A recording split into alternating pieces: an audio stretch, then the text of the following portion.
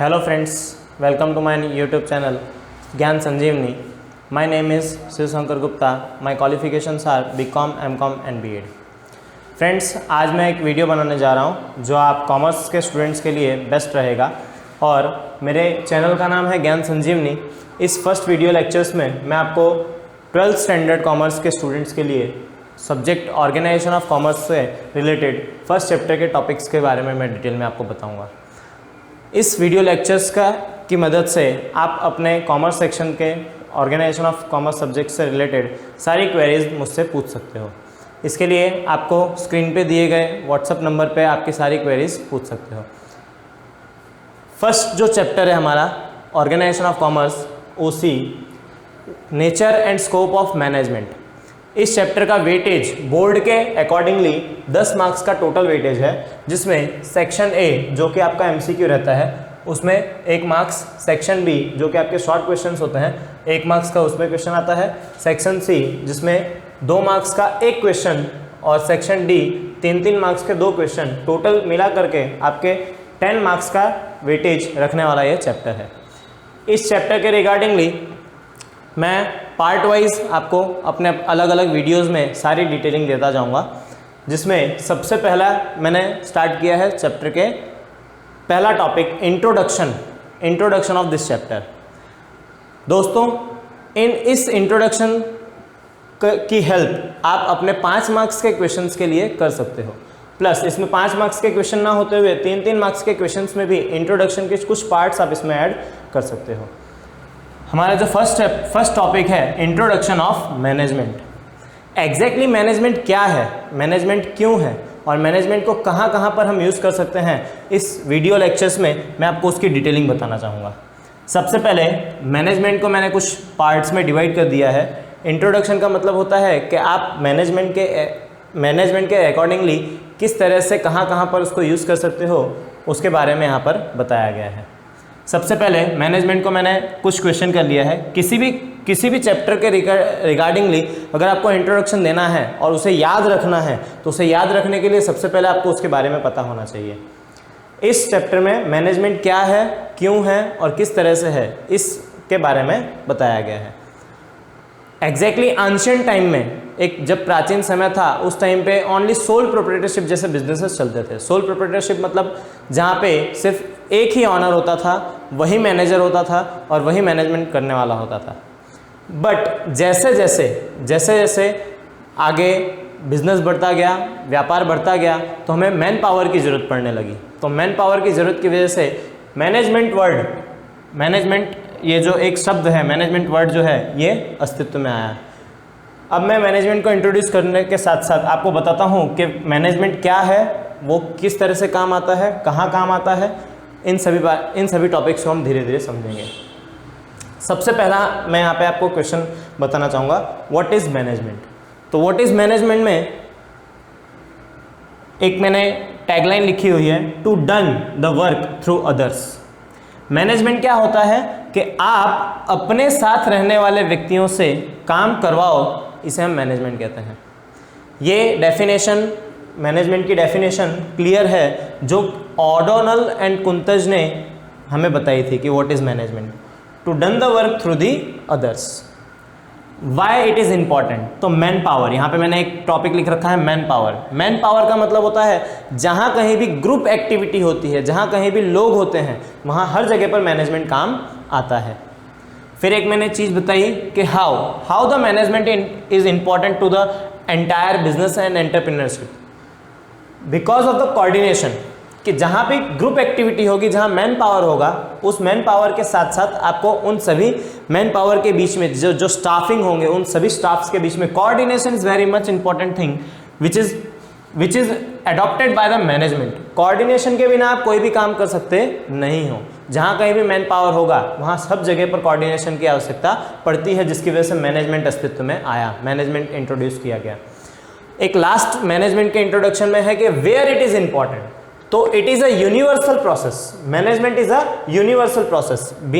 ये सब जगह पर, यूनिवर्सल का मतलब होता है सार्वत्रिक, जो ऑल ओवर फील्ड, जितनी भी every field, everywhere the management is important. यहाँ पे मैंने कुछ एक डायग्राम के थ्रू मैंने आपको समझाने की कोशिश की है कि मैनेजमेंट, चाहे वो एजुकेशन फर्म हो, चाहे वो पॉलिटिक्स हो, चाहे वो स्पोर्ट्स हो, इवन हम खेलते समय भी हमको हर जगह पर मैनेजमेंट की आवश्यकता पड़ती है। चाहे वो रिलीजियन हो, इवन कि हम कोई धार्मिक अवस्था में हो या धार्मिक क्षेत्र में हो, वहाँ भी मैनेजमेंट की ज़रूरत पड़ती है। साथ ही साथ बिजनेस यूनिट्स मतलब जहाँ भी हम व्यापार करते हैं, जहाँ पे भी हम बिजनेस कर रहे हैं, जहाँ पे मैन पावर गैदरिंग हो रही है, उन सब जगह पर मैनेजमेंट इंपॉर्टेंट है।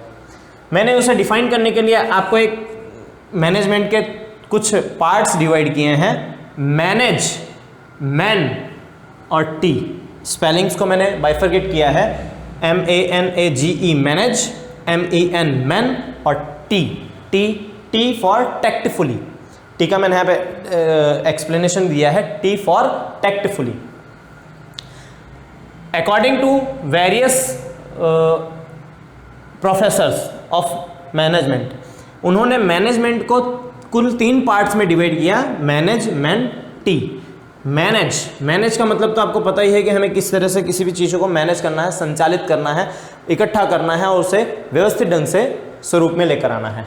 मैन पावर के यहाँ पे है स्टाफ के रिगार्डिंग, कि स्टाफ, जैसे कि मैंने ऊपर अभी अपना डिस्कशन किया था कि मैन पावर का मतलब है यहाँ पे स्टाफ, जहाँ गैदरिंग, जिनके थ्रू हमें काम करना है या काम करवाना है, उसे हम कहेंगे man.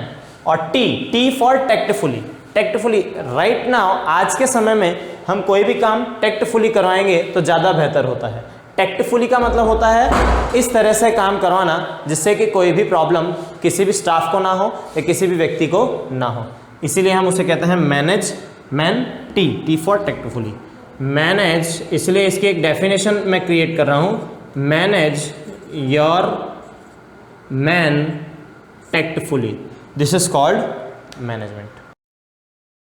After the introduction of management, अब हम नेक्स्ट टॉपिक की ओर चलेंगे। हमारा नेक्स्ट टॉपिक है definition of management. Definition of management में हम अलग अलग प्रोफेसर्स के थ्रू बताई गई सारी डेफिनेशंस को हम यहाँ पे एक्सप्लेन करेंगे। ये 1 मार्क्स के लिए वेरी इंपॉर्टेंट क्वेश्चन है। 1 मार्क्स इसमें 2 तरीके से पूछे जा सकते हैं। सेक्शन ए MCQs में आपको ऑप्शंस मिलेंगे और सेक्शन बी शॉर्ट क्वेश्चंस के अकॉर्डिंगली आपको डिफाइन करना है according to the professors. Questions में अगर प्रोफेसर्स का नाम प्री डिफाइन हो तो आपको उसी के अकॉर्डिंगली डेफिनेशन लिखनी है, otherwise you can write a definitions of any one of professors. तो सबसे पहले मैं अकॉर्डिंग टू ल्यूथर ग्यूलिक के बारे में बताना चाहूँगा कि according to the Luther Gulick what is management. Management is a function of POSDCORB, POSDCORB is a formula of Luther Gulick. Luther Gulick ने मैनेजमेंट फंक्शंस को डिफाइन करने के लिए एक फॉर्मूला दिया, POSDCORB. P for planning, O for organising, S for staffing, D for directing, CO for coordinating, R for reporting and B for budgeting. Luther Gulick ने post कॉर्ब एक formula के basis पर management के सभी functions को define कर दिया, जो कि आपको आने इस सब्जेक्ट के सारे चैप्टर्स के रूप में आपको आगे देखने के लिए मिलेंगे। इन्हें हम फ्यूचर में एक्सप्लेन करेंगे। पोस्ट कॉर्ब में कुछ कमी की वजह से ल्यूथर ग्यूलिक की डेफिनेशन को क्रिटिसाइज भी किया गया, that is a controlling function. Controlling function जो था, कंट्रोलिंग फंक्शन ये ल्यूथर ग्यूलिक ने इंक्लूड नहीं किया, जिसकी वजह से इनकी डेफिनेशंस को क्रिटिसाइज किया गया। कंट्रोलिंग फंक्शन क्या होता है कि without controlling management can't be done. Planning करने के बाद, ऑर्गेनाइजिंग करने के बाद, स्टाफ हायर करने के बाद, उन्हें good guideline, training and development के बाद, कोऑर्डिनेशन के साथ, रिपोर्टिंग और बजटिंग के साथ साथ आपको कंट्रोलिंग भी बहुत ज़्यादा जरूरी है।